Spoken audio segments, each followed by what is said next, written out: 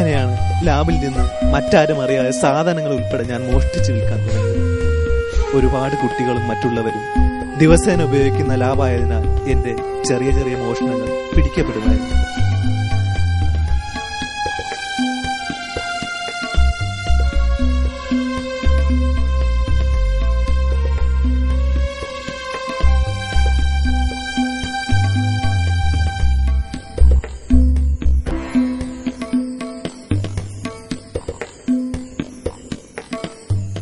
അന്ന് വൈകുന്നേരവും ഞാൻ അതിനുള്ള ശ്രമത്തിലായിരുന്നു. പക്ഷേ പെട്ടെന്നാണ് സന്തോഷ് ലാബിലേക്ക് കടന്നു വന്നത്.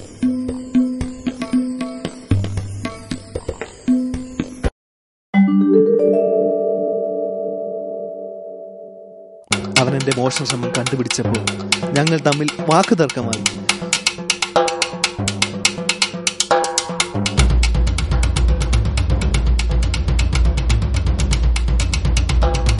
ഉന്തും തള്ളും നടന്നു. പിടിവലിക്കിടയിൽ ഞാൻ അവനെ ശക്തിയായി പിടിച്ചു തള്ളിയപ്പോഴാണ് അവൻ ഓട്ടോക്ലേവിലേക്ക് തെറിച്ചു വീണു.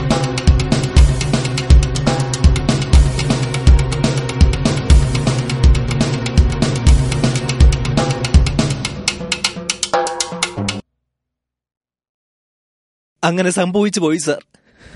ഞാൻ എന്റെ കൂട്ടുകാരനെ കൊന്നു സാർ. എല്ലാം എന്റെ ഈ നശിച്ച സ്വഭാവം കാരണമായി പോയി സാർ. Arrest him.